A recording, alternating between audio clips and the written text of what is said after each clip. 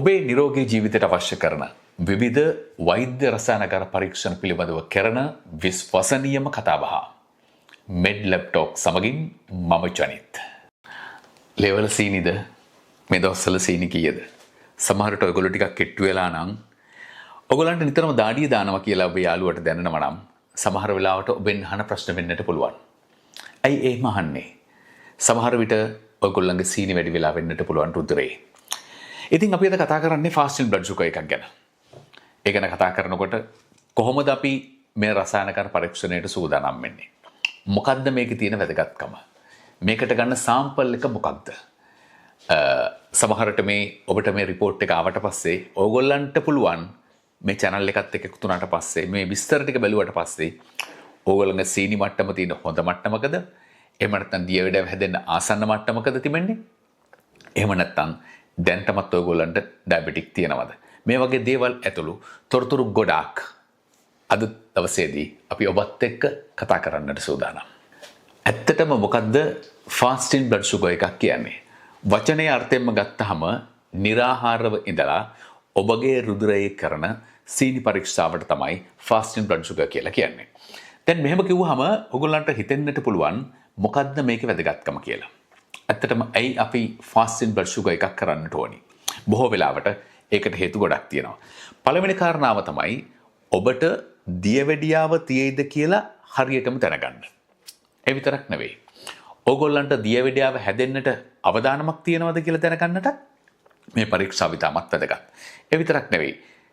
ඕගොල්ලෝ ෂුගර් වලට බෙහෙත් ගන්නවා නම් ඒ බෙහෙත් වලට ඕගොල්ලන්ගේ ශරීරය හරියට ක්‍රියා කරනවද?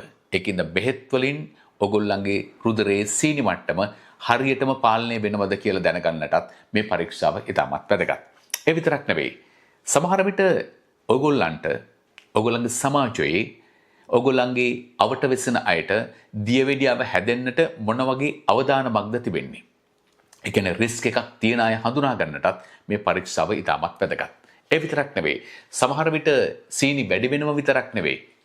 රුධිරයේ සීනි මට්ටම අඩු වෙලා තියෙනවා නම්, ඒ කියන්නේ හයිපෝග්ලයිසෙමික් මට්ටම තියෙනවා නම් මේක හඳුනා ගන්නටත් මේ පරීක්ෂාව ඉතාමත් වැදගත්. ඇත්තටම ෆාස්ටින් බ්ලඩ් ෂුගර් කියන්නේ අද වෙනකොටත් ලෝකයේ තිබෙන, ඒ කියන්නේ යුනිවර්සලි භාවිතා කරන ටෙස්ට් එකක් තමයි රුධිරයේ සීනි පරීක්ෂාව චෙක් කිරීම සඳහා. ඇයි මේක මෙච්චර වැදගත් වෙන්නේ? අපිට ප්‍රධාන වශයෙන්ම වැදගත් වෙන්නේ දියවැඩියාව තියෙනවද කියලා දැනගන්න. ඇයි දියවැඩියාව ගැන අපි මෙච්චර අවධානය යොමු කරන්නට ඕනේ? පළවෙනි එක තමයි ඕගොල්ලන්ට දියවැඩියාව තියෙනවා නම් ඕගොල්ලෝ ඒකට ප්‍රතිකාර ගන්නේ නැත්නම්, සමහර විට ඔබ දන්නේ නැත්නම් ඔබට දියවැඩියාව තියෙනවා කියලා ඔබ ඉන්නේ ඉතාමත් අවදානම් මට්ටමක. මොන වගේ දේවල් වලටද දියවැඩියාව බලපාන්නේ? කරුණක් හැටියට ගත්තහම ඔබගේ ශරීරයේ ඕනෑම තැනක ඔබගේ මුළු ශරීරයටම සංකූලතා ඇති කරන්නට පුළුවන් මේ දියවැඩියාවට. උදාහරණයක් හැටියට ඔබගේ ඇස් වලට බලපාන්නට පුළුවන්. අපි එතකොට ඒකට කියනවා ඩයබටික් රෙටිනොපති කියලා. ඔබගේ ස්නායු පද්ධතියට සංකූලතා ඇති කරන්නට පුළුවන්. අපි එතකොට කියනවා ඩයබටික් නියුරොපති කියලා. ඔයගොල්ලන්ගේ වකුගඩු වලට හානි කරන්නට පුළුවන් ප්‍රධාන වශයෙන්ම. අපි එතකොට කියනවා ඩයබටික් නෙෆ්‍රොපති කියලා. මේ ආදී කරුණු ඇතුළු ඔබගේ මුළු ශරීරයටම සංකූලතා ඇති කරන්නට පුළුවන් රෝගයක් තමයි දියවැඩියාව කියන්නේ. මෙන් සරලව දන්න දෙයක් තමයි සාමාන්‍යයෙන් තුවාලයක් හැදුනහම සනීප වෙන්නේ නැතුණාම ડોක්ටර් කියනවා මොකද්ද? ෂුගර් එකක් බලා ගන්න කියලා. ඒ කියන්නේ සමහර විට තුවාල සනීප වෙන්නේ නැහැ දියවැඩියාව තියෙනවා නම්. ඒකින්ද ඔබ වැඩි වශයෙන්ම අවධානය යොමු කළ යුතුයි. ඔබට දියවැඩියාව තියෙනවා නම් දන්නේ නැත්නම් ඔබ අනිවාර්යයෙන්ම රුධිරයේ සීනි පරීක්ෂාවක් කරගත යුතුයි. අපි අද කතා කරන්නේ ෆාස්ටින් බ්ලඩ් ෂුගර් එකක් ගැනනේ. එතකොට ෆාස්ටිං ඉන්නවා කියන්නේ මොකද්ද?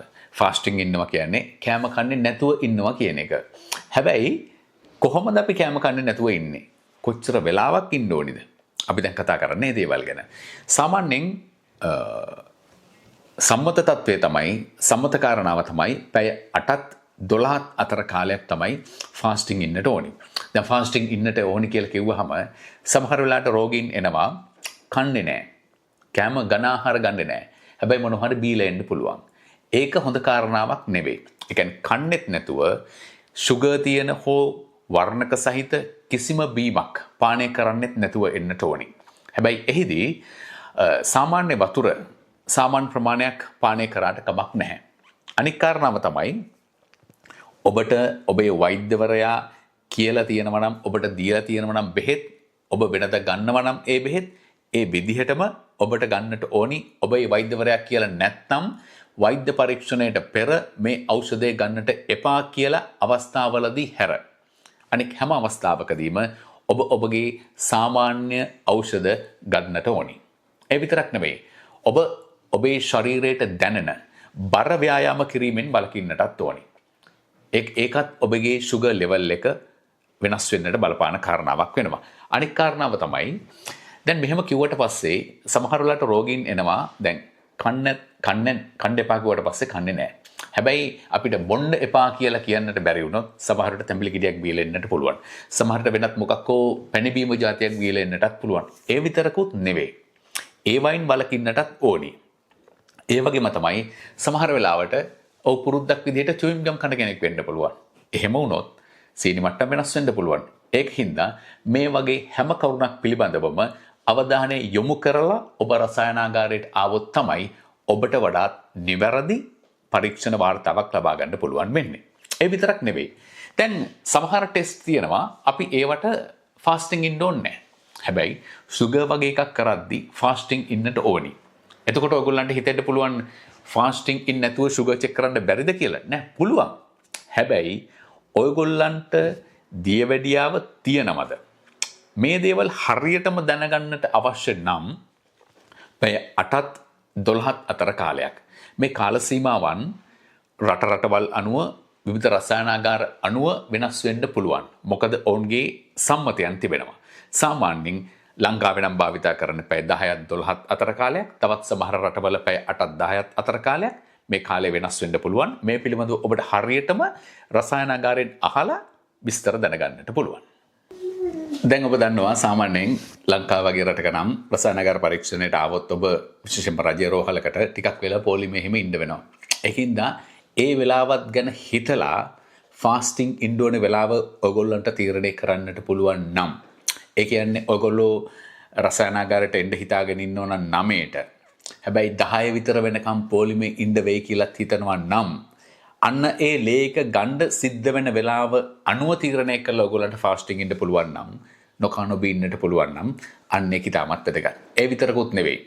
සාමාන්‍යයෙන් ලේක දුන්නට පස්සේ බස් එකේ ගෙදර ගිහිල්ලා ගෙදරින් කෑම එකක් කනවට වඩා ඔයගොල්ලන්ට පුළුවන් නම් මොනවා හරි දෙයක් හදාගෙන එන්න ලේක දුන්නට පස්සේ මොකද ගොඩක් ෆාස්ටිං ඉන්නත් හොඳ නැති හින්දා මොනවා හරි දෙයක් අරගෙන හැවිල්ලා ලේක දුන්නට පස්සේ කන්න පුළුවන් නම් ඒකත් ඉතාමත් වැදගත් කාරණාවක්. දැන් අනිත් දේ තමයි දැන් ඔයගොල්ලෝ ඉඳගත්තට පස්සේ ලේක දෙන්න ඔයගොල්ලන්ගේ සමහර විට ඒ නර්ස් හෝ කවුරු හරි ලේක ගන්න කෙනා අහයි ඔයගොල්ලෝ මෙච්චර වෙලාවක් ෆාස්ටිං ඉඳියද ඒ වෙලාවට ඇත්ත කතාව කියන්න.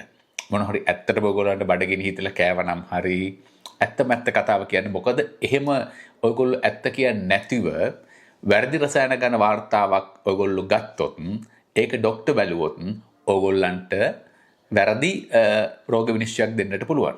ඒකට වැරදි බෙහෙත් දෙන්නට පුළුවන්. ඒක ඔයගොල්ලන්ට ඊටමත් අවදානම් සහගත කාරණාවක් වෙනවා. ඒකින්ද හැම වෙලාවෙම ඇත්ත කතාව කියන්නට ඕනි. දැන් ඊට පස්සේ ඔයගොල්ලෝ ඉඳගත්තට පස්සේ ඔයගොල්ලෝ දකින්නවා ඔයගොල්ලන්ගේ අතට අර පටියක් එම ගැට ගහලා ඔයගොල්ලන්ගේ නහර ටිකක් හොයාගන්න අමාරු නම් අතට පටියක් එම ගැට ගහලා ඊට පස්සේ අර මේ ඇල්කොහොල් වලින් පොඟවපු පුළුන් කෑල්ලක් හරි එහෙම නැත්නම් සොබ් එකකින් හරි ඒ ලේක ගන්න තැන නහර පොඩ්ඩක් ක්ලීන් කරලා පිරිසිදු කරලා ඊට පස්සේ ඒක වේලෙන්ඩ චුට්ටි වෙලාවක් දීලා තමයි ලේක ගන්න පටන් ගන්න.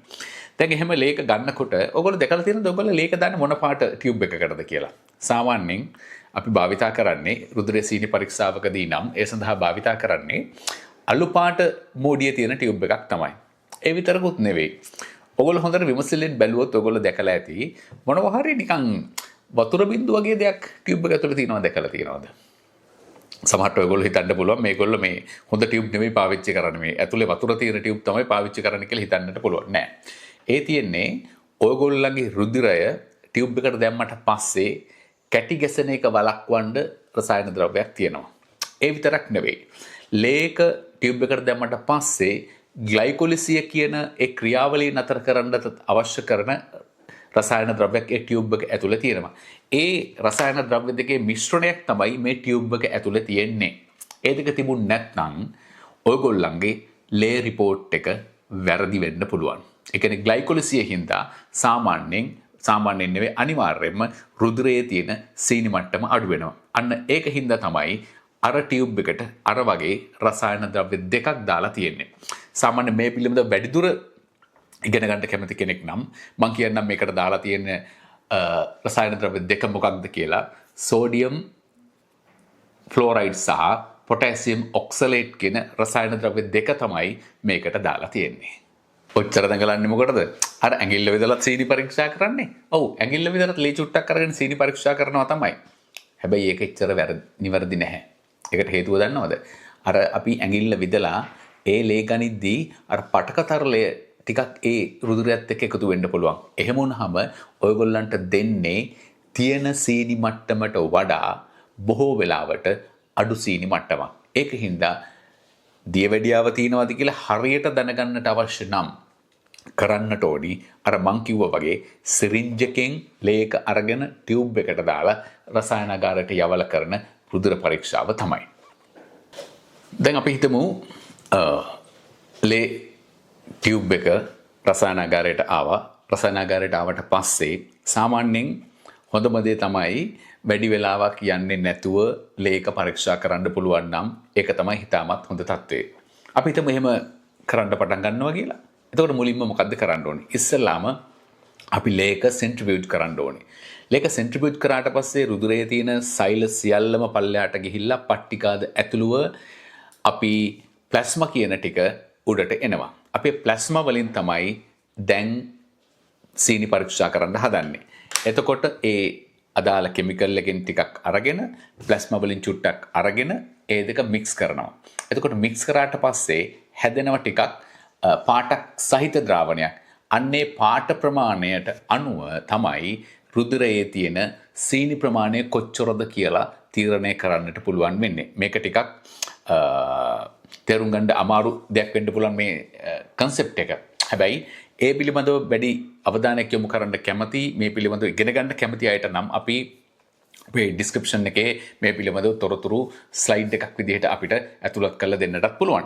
නවසීලන්තේ වගේ රටක සීරම් සෙපරේට් කරන, ඒ කියන්නේ අර ඉහතින් කිව්ව රසායන ද්‍රව්‍ය නැති ටියුබ් එකක උනත් රුධිරයේ આવොත් ලේ පරීක්ෂා කරන්න, රුධිර සීනි පරීක්ෂා කරන්න ක්‍රියාවලියක් හදලා තියෙන්නේ. මොකද වැඩි වෙලාවක් යන්නේ නැතුව රසායනාගාරයට ටියුබ් එක එනවා.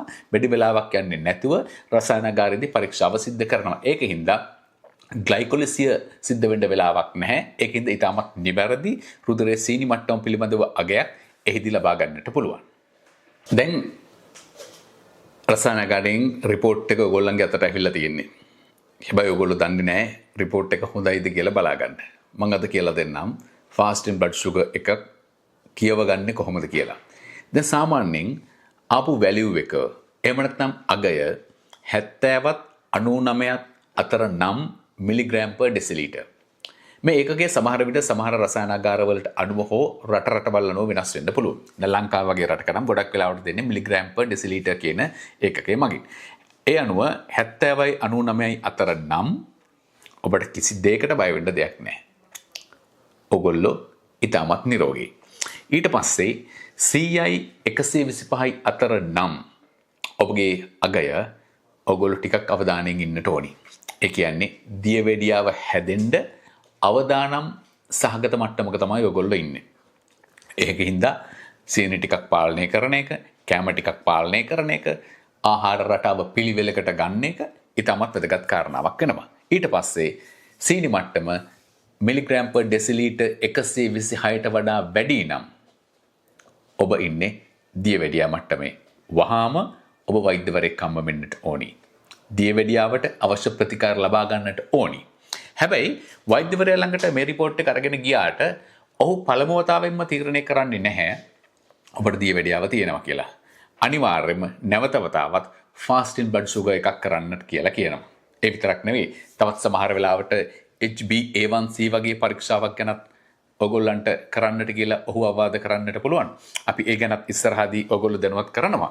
ඉතින් ඒකින්ද මෙන්න මේ විදිහට තමයි ඔයගොල්ලන්ට ඔයගොල්ලන්ගේ fasting blood sugar පරීක්ෂාවේ ලැබුණු අගේ අනුව ප්‍රතිඵලය කොහොමද ඔයගොල්ලෝ තීරණය කරන්නේ රිපෝට් එක කියවගන්නේ කොහොමද කියන කාරණාව අන්න ඒ විදිහටයි සිද්ධ වෙන්නේ. දැන් මේ දේවල් මෙහෙම කතා කරාට සමහර වෙලාවට විවිධ කාරණා අනුව රසායනාගාර රිපෝට් එකේ අගයන් වෙනස් වෙන්න පුළුවන්. ඒ කියන්නේ රිපෝට් එකේ රිසල්ට්ස් එක වැරදි වෙන්න පුළුවන්. ඒ සඳහා ප්‍රධාන අවස්ථාවන් තුනක් තියෙනවා. ඒ කියන්නේ පරීක්ෂා කරන්න කලින් තත්වය, පරීක්ෂා කරද්දි තත්වය සහ පරීක්ෂා කරාට පස්සේ සිද්ධ වෙන්න පුළුවන් වැරදි අනුව.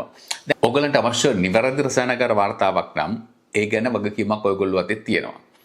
ඒකට විශේෂයෙන් බලපාන කාරණාව තමයි ඔයගොල්ලෝ හරි වෙලාවක් ෆාස්ටිං හිටියද? ඒ වගේම ඔයගොල්ලෝ ගන්න කියලා ගත්තට කමක් නැහැ කියලා තියෙන බෙහෙත් ගන්නේ නැතුව හිටියද? ගන්න එපා කියලා කියපු බෙහෙත් ගත්තද? ඒ විතරක් නෙමෙයි ඕගොල්ලන්ගේ ශරීර මට්ටම දැන් සමහර වෙලාවට ඕගොල්ලන්ට එක්සර්සයිස් කරන්න එපා කියලා කිව්වට එක්සර්සයිස් කරන්නේ නැහැ.